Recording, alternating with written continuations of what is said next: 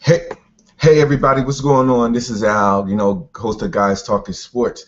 Let me first off say I apologize for not having a show last week. A lot of personal things has been going on, and not having it at the Pacific Wednesday time that we usually have because of things that was going on as well. But I figured I'd put in a podcast and a live event for today since I have the time, short amount of time, to get Guys Talking Sports in. So I don't have any guests today. To be honest, this is really on the fly. So you're gonna have to bear with me as I get my bearings and get everything situated. But we're gonna get started with Guys Talking Sports. What we're going to cover today, we're going to talk a little bit more about the whole Ray Rice situation, of course. We're also going to talk a little bit of the NBA about the Kevin Love situation, also the quote-unquote beef that's going on down with Chandler Parsons and the Houston Rockets. Going to get right into it. So let's talk about the Ray Rice situation. For those that already are aware of, Ray Rice basically was caught in a domestic, quote-unquote domestic dispute with his fiancee, now wife. That's really not the story. The story happened a while ago, but the news that broke out was that the NFL decided to suspend Ray Rice for two NFL games. So he's suspended for 2 games, and there's a lot of heat coming from Roger Goodell about this situation because the simple fact is that for a quote unquote domestic abuse, he only got a 2-game suspension. I really believe that Roger Goodell really dropped the ball on this. If your talk about setting an example for the NFL players, and you want to do right and make an example of certain situations. I think Roger Goodell really should have just made it really simple, and I think he should have gotten more days suspension. You're basically talking about he's suspended players for drug abuse for maybe 4 games. I remember a player being suspended for taking fraternity drugs that was banned from the NFL, but he got suspended for 4 games. I forgot the person's name, but real quick, I really believe in getting back to this Ray Rice situation. Yes, a lot of people are claiming that you don't know what happened in the elevator, but that's really not the point about this. The point about it is this. For the NFL's perspective, you talk so much about knowing what's right and wrong and setting an example of being a premier football organization and a premier sports organization as a whole. And basically, when you see stuff like this happen and you don't act on it where the public is in agreement with, or feel as though that this was a little lack of, you tend to lose faith. Fans tend to lose faith in what you're trying to accomplish, and certain things like this makes it very hard for the public to get behind a organization, especially a person that runs the organization and really don't really have a clue, doesn't really know what the public is it's kind of hard for Roger Goodell to try and give them this sentence and not, know that he was going to get slack of this. I mean, a 2-game suspension is really outrageous at this particular point, because you are saying that basically, for the sake of the argument, is that a person that is taking performance enhancing drugs is a far more serious offense than a person that allegedly beats his wife. Or hits his wife. Like you said, like we said, that maybe whatever happened in the elevator, that's one thing. And I'm not really, Ray Rice. That's Ray Rice. I'm not going to get into much of what he's did or what he's done in the past. The focus point is so much on what Ray Rice done, but to me, the focal point should be on what Roger Goodell just did, as far as handing down the punishment for this player. And I really feel as though that he really dropped the ball and didn't do what was necessary for him to make it right for that, so that everybody's in agreement. And I think that's really what the problem is, especially in the NFL. Now with the NBA, it's different, and you're starting to see a change of that because Adam Silver is starting to do some things that are right in the public's eyes. Whether it was the Dollar Sterling case, he able to he nipped it in the bud. He presented his argument and said what was going to be to a point where the public was in agreement with. And you're starting to see public fans starting to be okay with what Adam Silver does. I mean, he's the type of person that is compassionate but is fair, and he does not take anything, he handles it with the iron fist, so to speak. And this is the beginning of, this is the beginning of the Adam Silver era. But with Roger Goodell, basically what he's doing is, it seems like he's catering more towards, the NFL itself and not really caring about the outside the NFL. His focus is on the NFL and what to do and what not to do in the NFL itself. And I think that's where the conflict lies in. Now, of course, he has his, he is still the president. He still has the full say in what to do and what not to do. But it just feels as though that he is just Roger Goodell is just focusing on the NFL itself. So yes, when you see players basically do things that they're not supposed to do in the NFL, you may see a harsher penalty. But when it's outside the NFL, then you may feel as though he may feel as though that penalty may not be as harsh, because to him it doesn't matter. His focus is strictly on the NFL. I'm not saying that I defend him for doing this, but I'm just trying to get an understanding of why he actually gave the 2-game suspension. When you think about it, if it was a 2-game if it was something where it happened inside the NFL scope, so to speak, of what of anything, if it was something that happened in the NFL scope, I think that you probably would have seen a harsher penalty.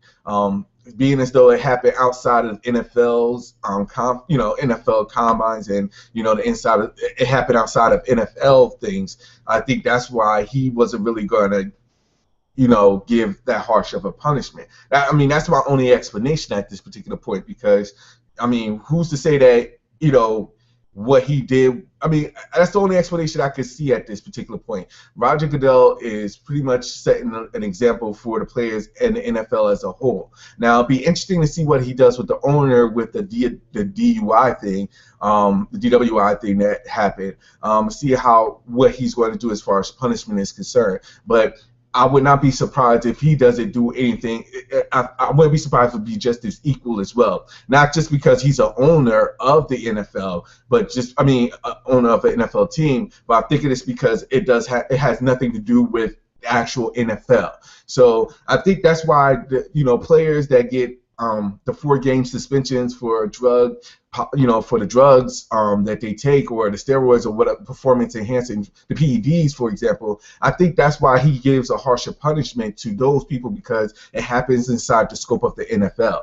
Now, like I said, I don't know how Roger Goodell is going to handle it, but that's the only explanation I could see him giving at this particular point, because everybody else believes that there shouldn't be no explanation of this. There's got to be an explanation of why he gave a 2-game suspension on Ray Rice. And like I said, I don't condone any domestic violence of any type. And I really thought that he was going to do right by saying, we're going to think outside the box. He should have been suspended more games, half a season maybe.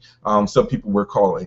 For whatever reason it may be, it just felt as though that you would have thought that it would have been a harsher penalty. But now everybody's should be criticizing Roger Goodell. The whole Ray Rice situation, we already know how everybody feels about that. But the whole focal point should be on Roger Goodell and the reason why he gave the suspension. I mean, I'm very curious to hear his reason for giving the 2-game suspension, if anything. But like I said, I believe that that's really what his reasoning is going to be. To be honest, I really don't see any other reasoning behind it, because if there is another reason behind it, it contradicts everything that he pretty much stands for.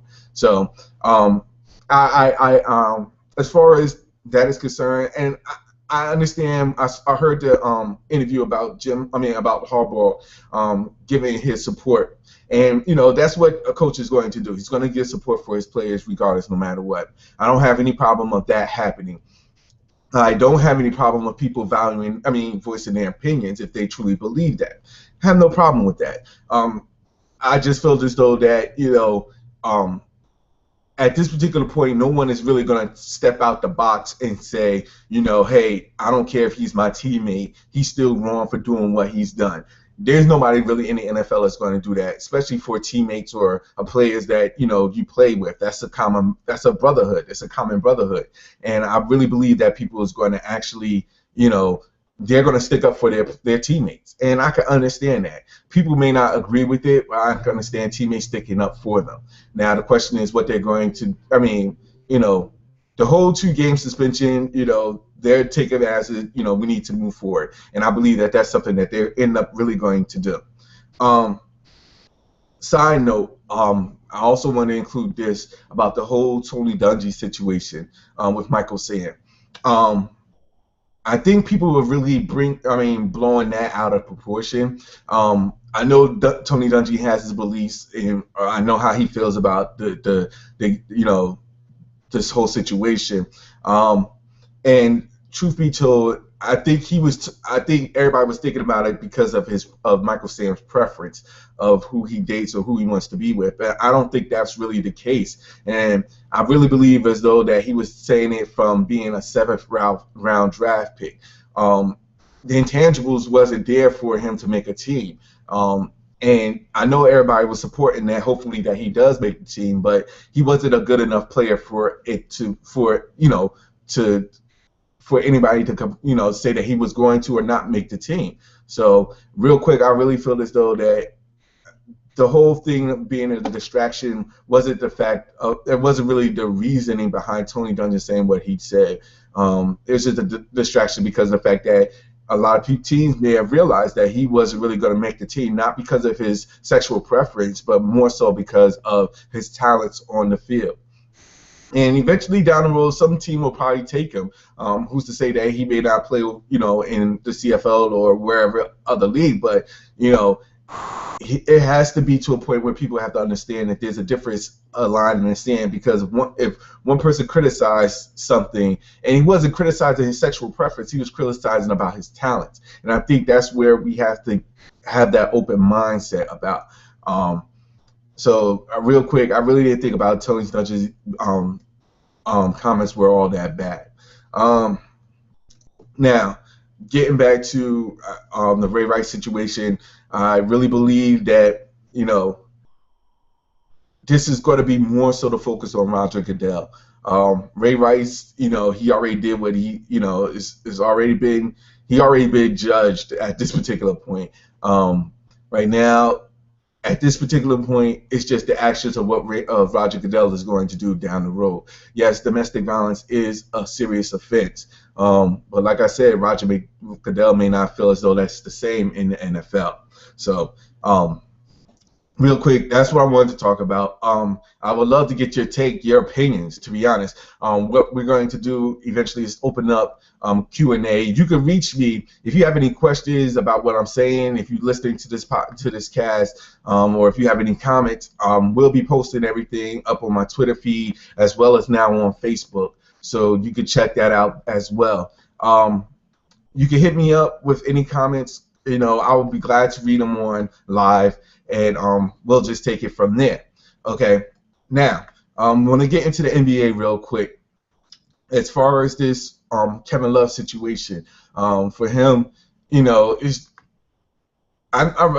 this particular point, I think Kevin Love just wants to get this over with. I really believe that at this particular point, he's not happy where he is, and to tell you, the Timberwolves is not doing any favors by just letting him sit and wait.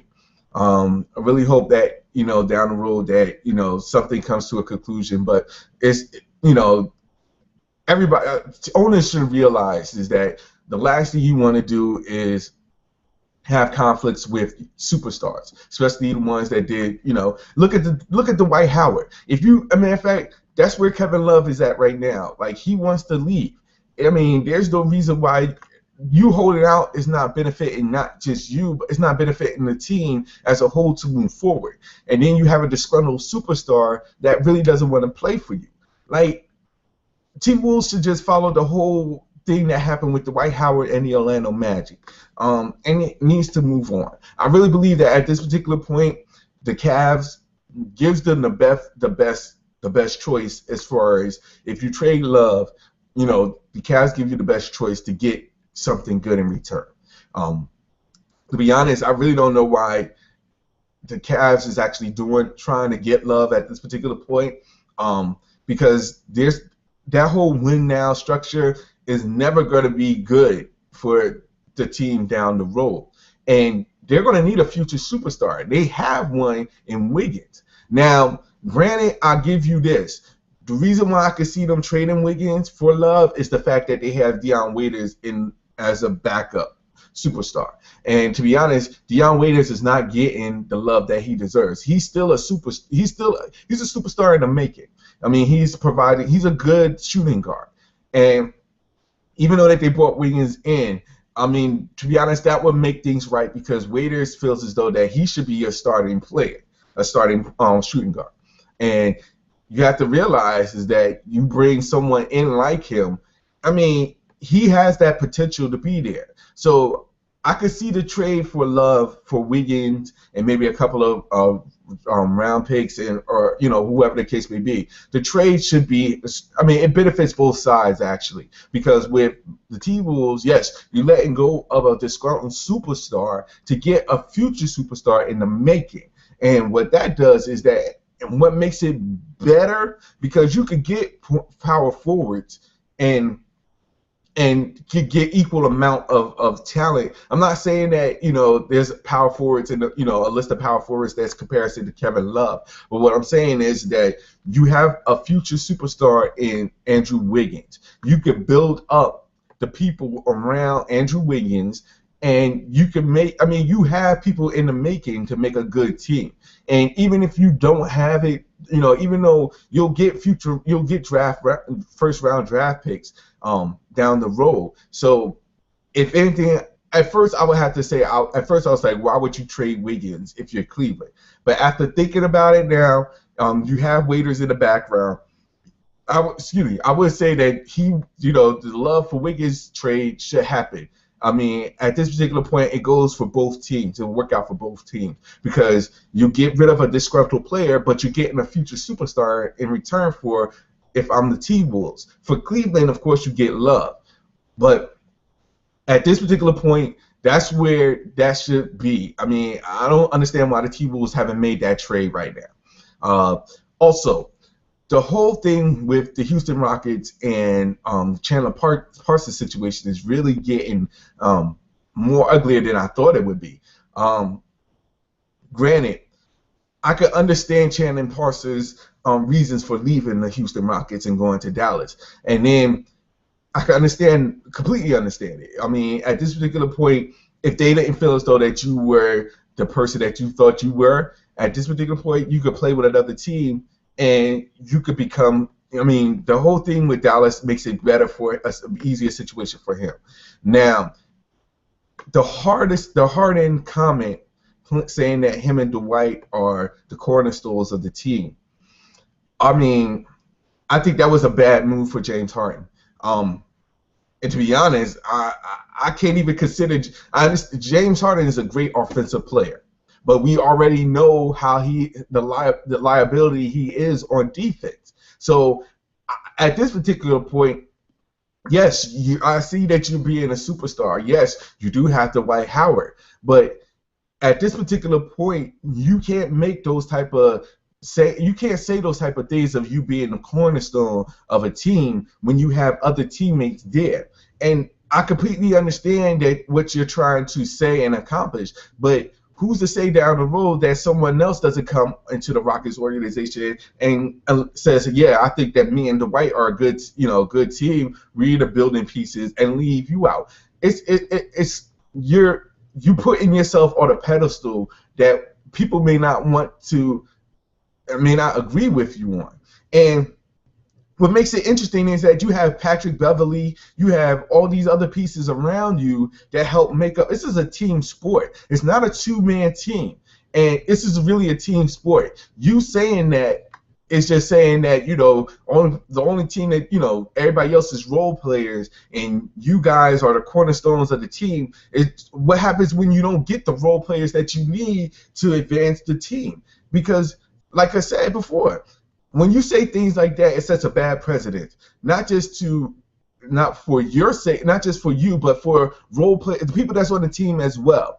I mean, if I'm Patrick Beverly, I would feel some kind of way, feel as though that I'm just nothing but a role player to you, and it's a difficult situation you're putting yourself into. And if I'm James Harden, I would make amends with all the rest of the teams. It's not just you and Dwight Howard. It's not. It's you and other. It's a 5-man team. You have 3 other people that's playing with you when you're on the court, besides you and Howard. So you gotta make amends with those people. This is not going to be something like you just got Trevor Ariza into the mix to compensate for Chandler Parsons. So now you consider him being a role player when he's something more than a role player.